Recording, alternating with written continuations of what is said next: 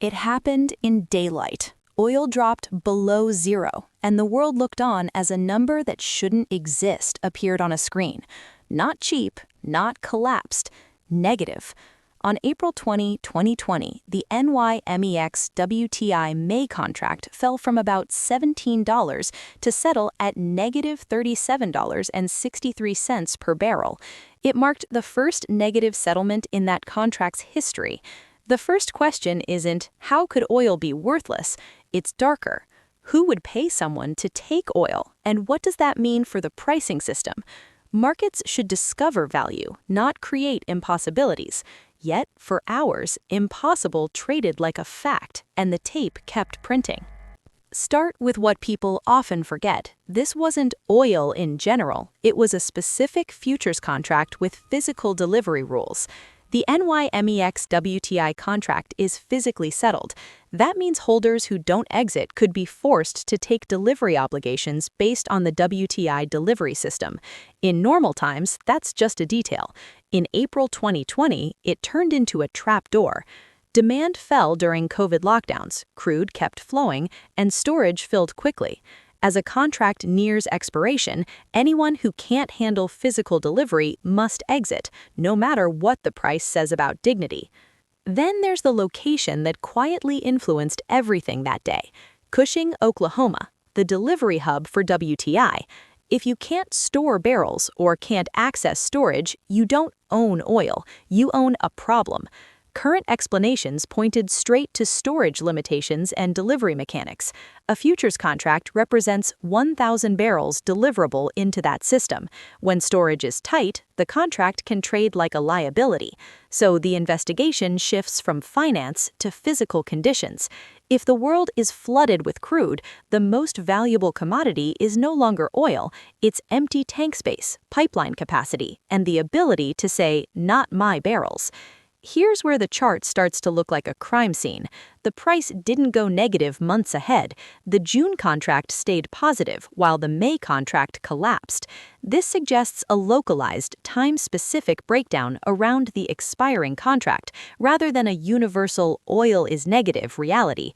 That difference is significant. It points to forced behavior.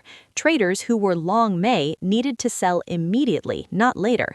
Buyers capable of taking delivery were scarce. If there aren't many natural buyers and too many trapped longs, the market stops asking, "What is oil worth?"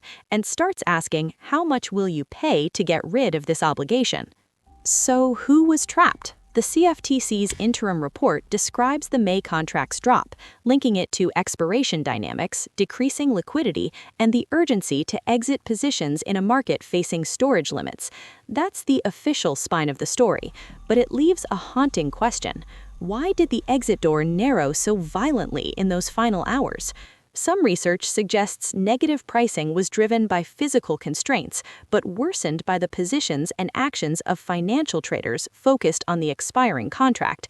In other words, the system didn't break for one reason. It broke from several pressures hitting at the same time: physics, finance, and timing.